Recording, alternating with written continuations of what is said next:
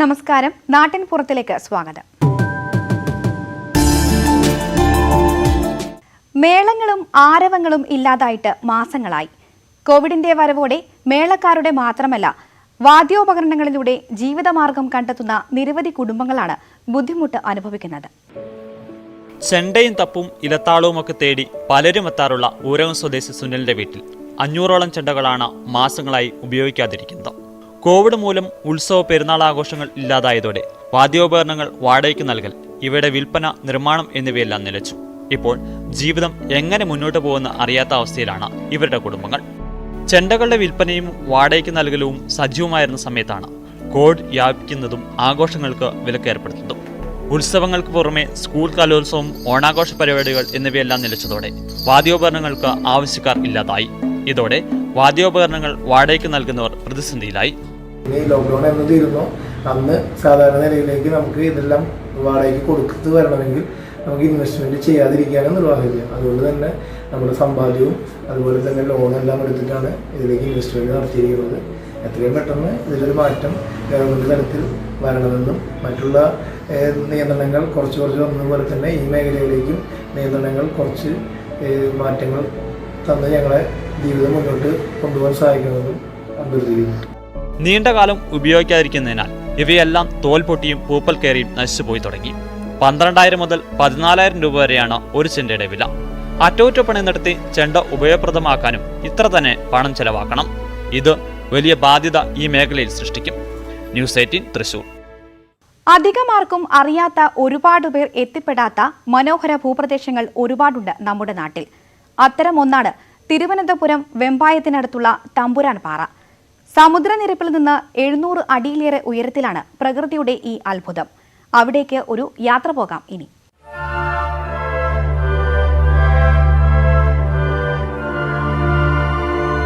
ഇതാണ് തമ്പുരാൻ പാറയുടെ പ്രധാന കവാടം. ഇവിടെ നിന്ന് ആ പടികൾ കയറി മുകളിലെത്തിയാൽ ആദ്യം തമ്പുരാട്ടിപ്പാറ കാണാം. തൊട്ടുമുകളിൽ തമ്പുരാൻ പാറ.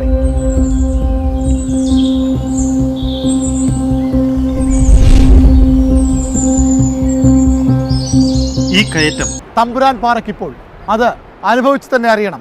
അതിന് ഇവിടെ വരണം. പ്രകൃതിയോട് ഇണങ്ങി ജീവിക്കാൻ ആഗ്രഹിക്കുന്നവർക്കായി കണ്ണൂർ ആലക്കോട് നിന്നുള്ള ഒരു മൺവീടിന്റെ വിശേഷങ്ങളാണ് ഇനി. മണ്ണ് കുഴച്ച് ചുമരുണ്ടാക്കി ഓടുമേഞ്ഞ ഈ വീട് കൈപ്പള്ളിൽ ജോസ് എന്ന കർഷകനാണ് നിർമ്മിച്ചിരിക്കുന്നത്.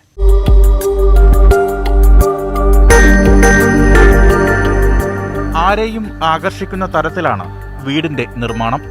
തറയും ചുമരുമെല്ലാം പൂർണ്ണമായും മണ്ണിൽ തന്നെയാണ് നിർമ്മിച്ചിരിക്കുന്നത്. വെള്ളം നേരിട്ട് പതിക്കുന്ന ഭാഗങ്ങളിൽ മാത്രം സിമന്റ് കൊണ്ട് ബ്ലാസ്റ്റ് ചെയ്തിട്ടുണ്ട്. മേൽമണ്ണ് ഒഴിവാക്കി 1 മീറ്റർ താഴ്ചയിലുള്ള മണ്ണാണ് ചുമർ നിർമ്മിക്കാൻ ഉപയോഗിച്ചത്. വെള്ളം കൂട്ടി പാകത്തിന് കുഴച്ചെടുത്തതിന് ശേഷമായിരുന്നു ചുമർ നിർമ്മാണം.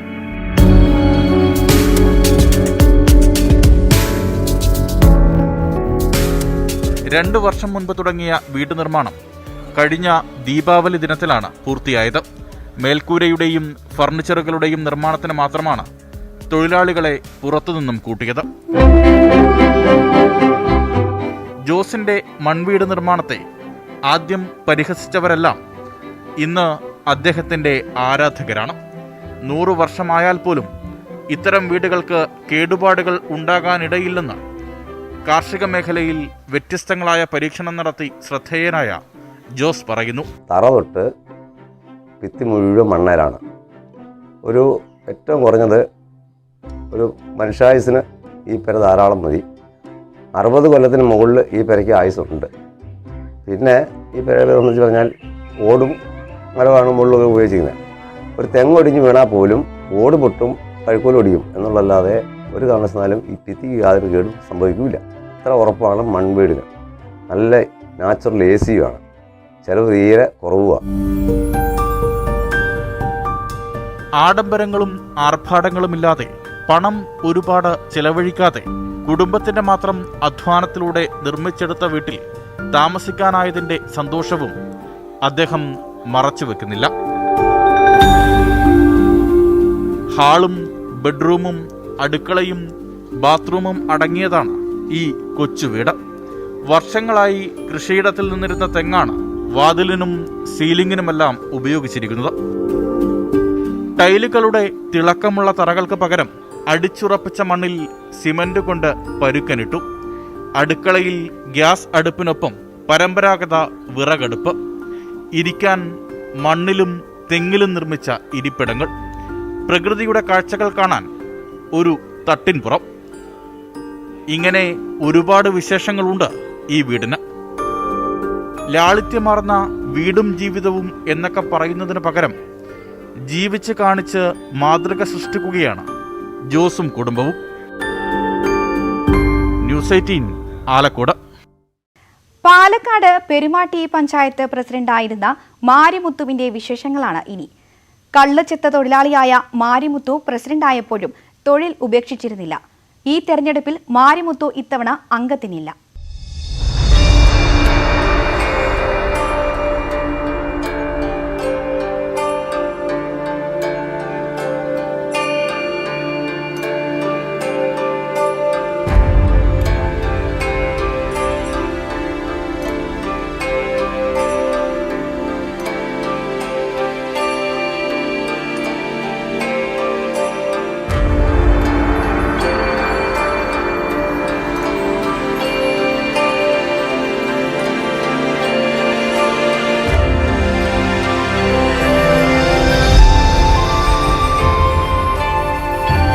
നല്ല മധുരക്കള്ളിനായി ചെത്തിയൊരുക്കി തെങ്ങിൽ മാട്ടം വയ്ക്കുന്നത് പെരുമാട്ടി പഞ്ചായത്തിന്റെ മുൻ പ്രസിഡന്റാണ് മാരിമുത്തു.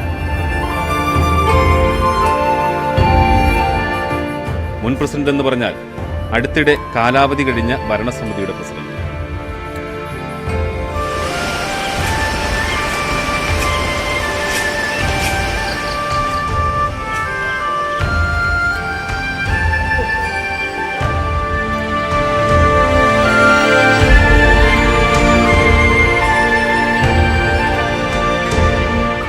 സംസ്ഥാനത്ത് ജനതാദൾ ഭരിക്കുന്ന പഞ്ചായത്താണ് പെരുമാട്ടി.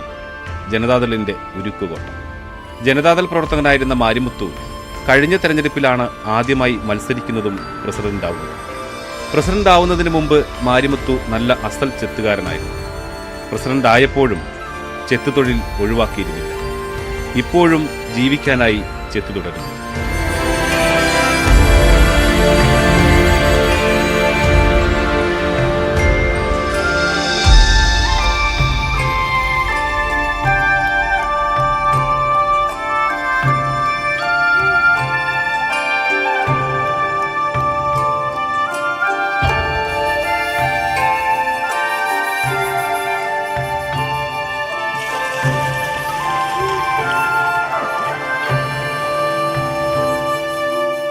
ഈ തെരഞ്ഞെടുപ്പിൽ മാരിമുത്തു മത്സരത്തിനില്ല.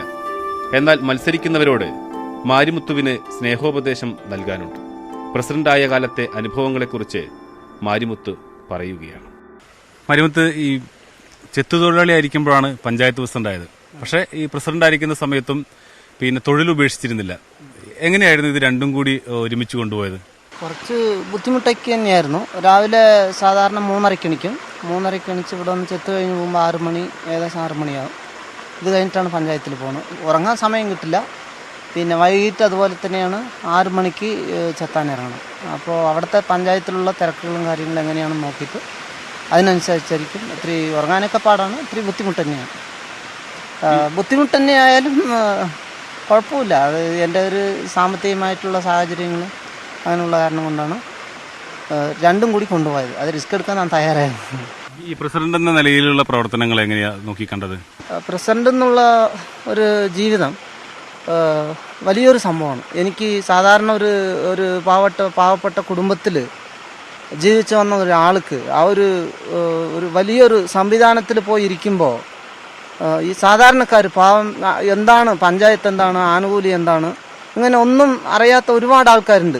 കിഴക്കൻ മേഖലയിലും മാത്രമല്ല, പൊതുവെ ഗ്രാമപഞ്ചായത്തിലുണ്ടാവും.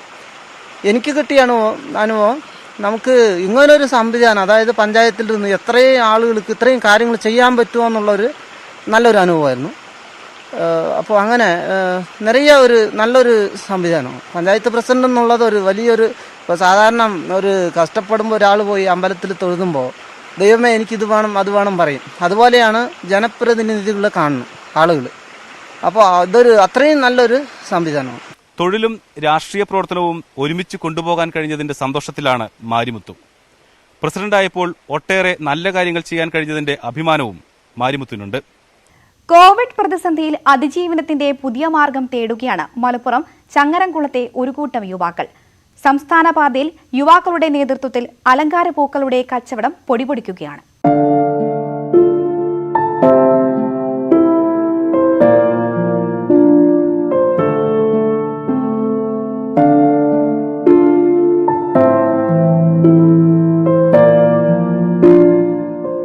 കോവിഡ് പ്രതിസന്ധിയിൽ അതിജീവനത്തിന്റെ പുതിയ മാർഗം തേടുകയാണിവർ. കോവിഡിന് ശേഷം വഴിയോര കച്ചവടങ്ങൾ സജീവമാവുകയാണ്. ജീവിതമാർഗം വഴിമുട്ടിയപ്പോൾ പ്ലാസ്റ്റിക് പൂക്കളുമായി പാതയോരത്ത് ഇടം പിടിച്ചിരിക്കുകയാണ് ഒരു കൂട്ടം ചെറുപ്പക്കാർ.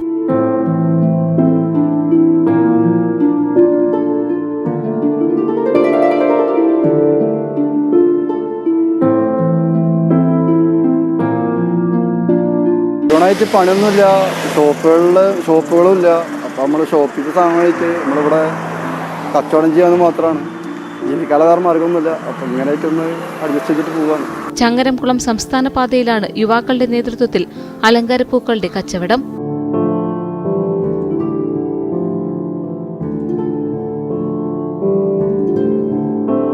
ലോക്ഡൌണിനെ തുടർന്ന് ജോലി നഷ്ടപ്പെട്ടതോടെയാണ് വരുമാനം കണ്ടെത്താൻ പുതിയ മാർഗവുമായി യുവാക്കൾ രംഗത്തെത്തിയത്.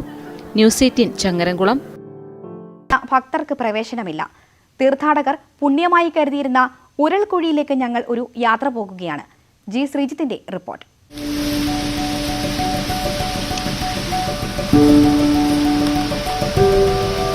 ഭക്തർ നിറഞ്ഞുപോയിരുന്ന ഈ കാനനപാത ഇന്ന് നിശബ്ദമാണ്.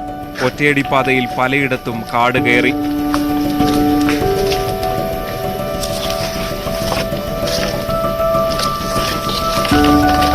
പാണ്ടിത്താവളത്തിൽ നിന്നും വളരെ കുറച്ചു ദൂരം സഞ്ചരിച്ചാൽ ഈ കാട്ടരുവിയിലെത്താം. ഉരൽ പോലെ കുഴിയുള്ള ഉരൽക്കുഴി. ഇന്ന് ഇവിടം ഭക്തരുടെ സ്പർശനമില്ലാതെ നിറഞ്ഞൊഴുകുകയാണ്.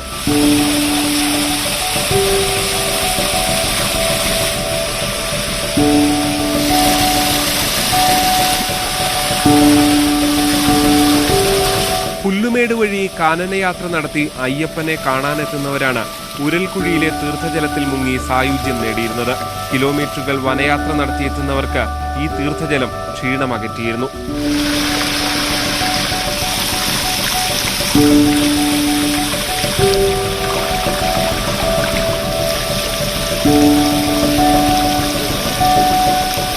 ഉരൽക്കുഴി തീർത്ഥാടകർക്കായി കാത്തിരിക്കുകയാണ്. വരുന്ന തീർത്ഥാടന കാലത്തെങ്കിലും ഭക്തർക്ക് ഇവിടെ എത്തി മുങ്ങിക്കുളിച്ച് അയ്യപ്പ ദർശനത്തിന് കഴിയട്ടെ. തെരഞ്ഞെടുപ്പ് പോസ്റ്റർ ഒരുക്കുന്നതിൽ കാസർഗോഡ് ബേഡകത്തെ LDF സ്ഥാനാർത്ഥികൾ വേറെ ലെവലാണ്. സിനിമാ സ്റ്റൈലിൽ ഉള്ള ഇവരുടെ പ്രചരണ പോസ്റ്ററുകളാണ് ഇപ്പോൾ നാട്ടിലെ സംസാര വിഷയം.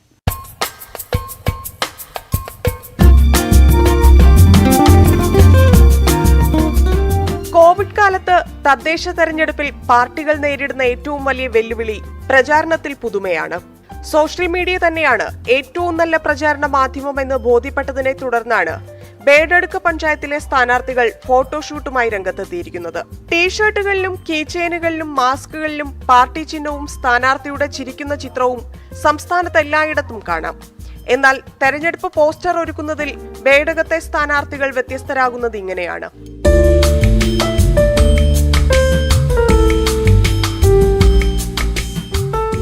സ്ഥാനാർത്ഥികളുടെ പ്രചാരണ പോസ്റ്ററുകൾ കണ്ടാൽ സിനിമയാണോ എന്ന് ആദ്യം അത്ഭുതപ്പെടും. കടുവ സിനിമ പോസ്റ്ററിൽ നടൻ പൃഥ്വിരാജ് ജീപ്പിന് മുകളിൽ ഇരിക്കുന്നത് പോലെ ഇരിപ്പുറപ്പിച്ച ചെമ്പക്കാട് നാരായണൻ എന്ന കർഷകൻ. തദ്ദേശ തെരഞ്ഞെടുപ്പിന് കാഹളം മുഴങ്ങിയതോടെയാണ് കാസർഗോഡ് ബേഡകത്തെ LDF സ്ഥാനാർത്ഥികളുടെ വ്യത്യസ്തമായ പോസ്റ്റർ പ്രചാരണം. പയസ്വിനി പുഴയിലൂടെ തോണിയിൽ യാത്രയാകുന്ന പ്രിയ, നാട്ടുമ്പുറത്തെ വല്യമ്മയോട് കുശലം പറയുന്ന ധന്യയും ഗോപാലകൃഷ്ണനും, FC ബൈക്കിൽ വരുന്ന പിള്ളേരോട് സംസാരിക്കുന്ന മാധവൻ. ഇപ്പോൾ ഇവരൊക്കെയാണ് ബേഡകത്തെ താരങ്ങൾ. ഈ പുതിയ കാലത്തെ പ്രചാരണ സാധ്യതകൾ മുഴുവൻ പ്രയോജനപ്പെടുത്തിക്കൊണ്ടാണ് ബേഡക ഗ്രാമപഞ്ചായത്തിലെ ഇടതുപക്ഷ ജനാധിപത്യ മുന്നണിയുടെ ഇത്തവണത്തെ തെരഞ്ഞെടുപ്പ് പ്രചരണത്തെ ഞങ്ങൾ മുന്നോട്ട് കൊണ്ടുപോകുന്നത്. തെരഞ്ഞെടുപ്പ് പ്രചരണത്തിന് വേണ്ടി തന്നെ ഞങ്ങൾ ഒരു ടീം ബേഡകം രൂപീകരിച്ചിട്ടുണ്ട്. നമ്മുടെ പഞ്ചായത്തിൻ്റെ പ്രവർത്തനങ്ങളിലും വികസന പ്രവർത്തനങ്ങളിലും സന്നദ്ധ മേഖലയിലുമെല്ലാം കഴിഞ്ഞ എത്രയോ വർഷമായി ചെറുപ്പക്കാരെ ഏറ്റവും ഫലപ്രദമായി ഉപയോഗിക്കുന്ന ഒരു പഞ്ചായത്താണിത്. ഇടതുപക്ഷ ജനാധിപത്യ മുന്നണിയുടെ രാഷ്ട്രീയമായ നയങ്ങളെ ചെറുപ്പക്കാരിലൂടെ എത്തിച്ച് ചെറുപ്പക്കാരിലൂടെ അത് മുന്നോട്ട് കൊണ്ടുപോവുക എന്നുള്ള ഒരു പ്രത്യേക കാഴ്ചപ്പാട് ഈ കഴിഞ്ഞ കാലയളവിൽ ബേഡക്ക ഗ്രാമപഞ്ചായത്ത് മുന്നോട്ട് കൊണ്ടുപോയിട്ടുണ്ട്. അതിൻ്റെ ഭാഗമായിട്ടാണ് ഈ കോവിഡ് കാലത്ത് പ്രത്യേകമായി പ്രചരണ സംവിധാനങ്ങൾ വേറെ വലിയ തോതിൽ നമുക്ക് മുമ്പ് നടത്തിയ പോലെ പൊതുയോഗങ്ങളും റാലികളും നേതാക്കന്മാരുടെ പരിപാടിയും പ്രസംഗങ്ങളും ഒക്കെ കൊടുക്കുന്നതിൽ പരിമിതി ഉള്ളതുകൊണ്ട് പുതിയ കാലത്തിൻ്റെ സാധ്യത നവമാധ്യമങ്ങളിലൂടെ പ്രചരണമെത്തിക്കുക എന്നുള്ളതാണ്. അതിനു വേണ്ടിയിട്ടാണ് നമ്മളൊരു പ്രൊഫഷണൽ സംഘത്തെ തന്നെ പ്രയോജനപ്പെടുത്തിയിട്ടുള്ളത്. പഞ്ചായത്തിലെ ഓരോ വാർഡിലെ പോസ്റ്ററിനും ഒരു കഥ പറയാനുണ്ട്. പോസ്റ്റർ ഒരുക്കാനും ഡിസൈൻ ചെയ്യാനുമൊക്കെയായി യുവാക്കളുടെ പ്രത്യേക ടീമും ഇവിടെ സജീവമാണ്. ഇന്നത്തെ ഈ പ്രത്യേക സാഹചര്യത്തിൽ തെരഞ്ഞെടുപ്പ് പ്രചരണങ്ങളുമായി ബന്ധപ്പെട്ടുകൊണ്ട് ജനങ്ങളെ സമീപിക്കാനുള്ള ചില വിഷമമുണ്ട്. കോവിഡിൻ്റെ ഒക്കെ തന്നെ പ്രശ്നമുള്ളത് കൊണ്ട് ജനങ്ങളെ സമീപിക്കാനുള്ള ചില വിഷമമുണ്ട്. അതുകൊണ്ട് തന്നെ ബേഡക്ക പഞ്ചായത്തിലെ ചെറുപ്പക്കാരായിട്ടുള്ള കുറച്ച് ആളുകൾ മാധ്യമരംഗത്ത് ഈ കാര്യങ്ങൾ ജനങ്ങളിൽ എത്തിക്കുന്നതിന് വേണ്ടി വ്യാപകമായിട്ടുള്ള പ്രചരണങ്ങൾ നടത്തുകയാണ്.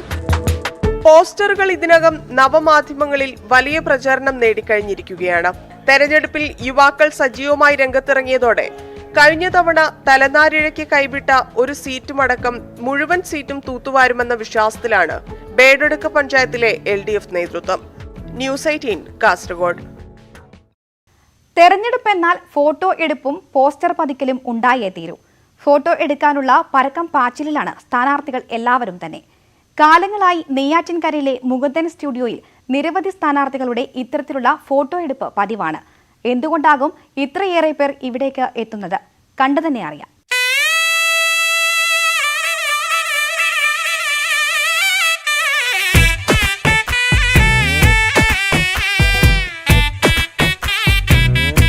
നമ്മളൊരു സ്ഥാനാർത്ഥിയായ ശ്രദ്ധിക്ക് ഒരു ജനത്തിനെ കാണുമ്പോൾ നമ്മൾ ചിരിച്ചാണ് വോട്ട് ചോദിക്കുന്നത്.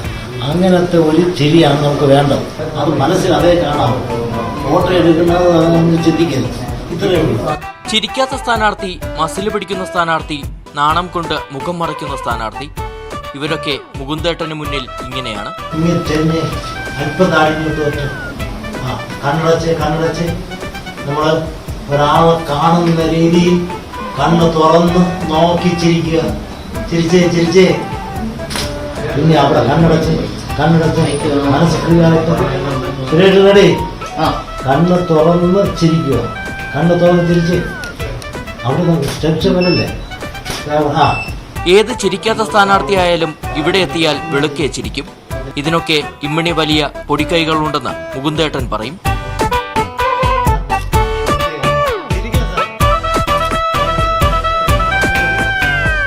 ചില സമയത്ത് സിനിമാ ഡയലോഗ് തന്നെ വേണ്ടിവരും. നെറ്റിയിൽ പോലും ചിരിയുടെ പ്രതിഫലനം വരണം, എങ്കിൽ മാത്രമേ രസമുള്ളൂ. അല്പം ചരിഞ്ഞ് എന്നെ നോക്കി ഒന്ന് ചിരിച്ച് കൊള്ളാം നിങ്ങളെ സിനിമയിൽ ഇപ്പൊ എടുക്കും. എടുത്തു ചിരിച്ച് ഓക്കെ കൊള്ളാം ഒന്നുകൂടെ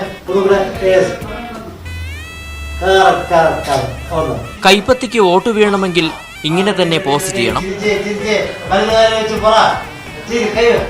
സ്ഥാനാർത്ഥികള് ജനം ഇഷ്ടപ്പെടണമല്ലോ, അതിനനുസരിച്ചിട്ടുള്ള ഫോട്ടോ എടുക്കുന്നതിൽ മുകുന്ദേട്ടൻ്റെ ഒരു കഴിവ് ഒരു പ്രത്യേകത തന്നെയാണ്. ഒരു സ്ഥാനാർത്ഥിയാകുമ്പോൾ ആ സ്ഥാനാർത്ഥിക്ക് ഒരു ഫ്ലെക്സിനകത്ത് ഏതൊക്കെ രീതിയാണ് എങ്ങനെ വേണ്ട അതിൻ്റെതായ എല്ലാ ക്വാളിറ്റിയും ഒരു നല്ല രീതിയിൽ ഇവിടെ എടുക്കുന്നുണ്ട്.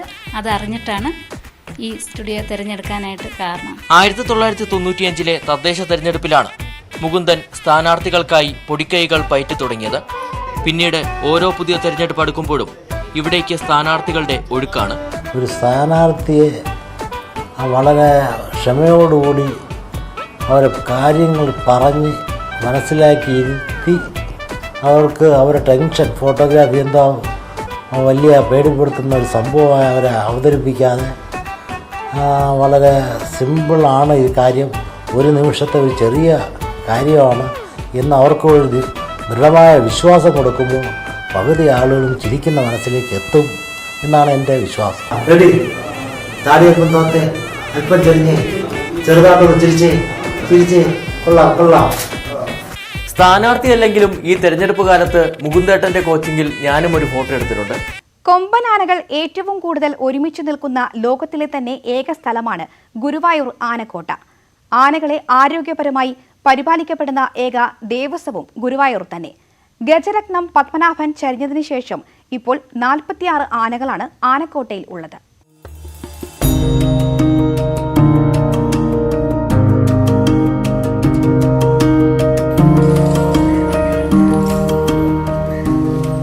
പത്മനാഭന് ശേഷം വലിയ കേശവൻ, ഇന്ദ്രസൻ, നന്ദൻ എന്നിവരാണ് ആനക്കോട്ടയിലെ കേമന്മാർ. ക്ഷേത്രത്തിലെ ചടങ്ങുകൾക്ക് ഇവർക്കാണ് 1ാം സ്ഥാനമെങ്കിലും താര എന്ന പിടിയാനയാണ് പ്രായം കൂടിയ ആന.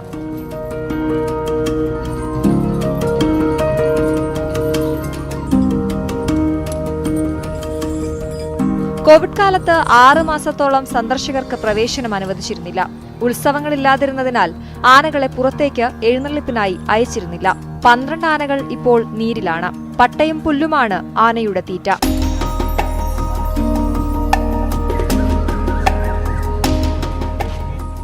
ബോഡി വെയ്റ്റിന്റെ 5% ദിവസേന നൽകുന്ന ഭക്ഷണം. ഇതുകൂടാതെ ആനയൂട്ട് വഴിപാടായി ഭക്തർ നടത്താറുണ്ട്. 12,000 രൂപയാണ് ആനയൂട്ട് വഴിപാട് തുക. ഓരോ ആനയ്ക്കും 3 പാപ്പാന്മാർ വീതമാണ് ഉള്ളത്. ഇതുകൂടാതെ ആനകളുടെ ആരോഗ്യം കാത്തു സൂക്ഷിക്കുന്നതിനായി 5 അലോപ്പതി ഡോക്ടർമാരും ഒരു ആയുർവേദ ഡോക്ടറും ഉൾപ്പെടുന്ന ജീവധന വിദഗ്ധ സമിതിയുമുണ്ട്. ഇതിനൊക്കെ പുറമെ ദേവസ്വം വർഷത്തിൽ ലക്ഷങ്ങൾ ചിലവഴിച്ച് 30 ദിവസം ആനകളുടെ ആരോഗ്യ സംരക്ഷണത്തിന് സുഖചികിത്സയും നടത്തിവരുന്നു. അക്ഷരാർത്ഥത്തിൽ എല്ലാ സൗകര്യങ്ങളും ഒരുക്കിയാണ് ഇത്രയും ആനകളെ ദേവസ്വം പരിപാലിച്ചു പോരുന്നത്.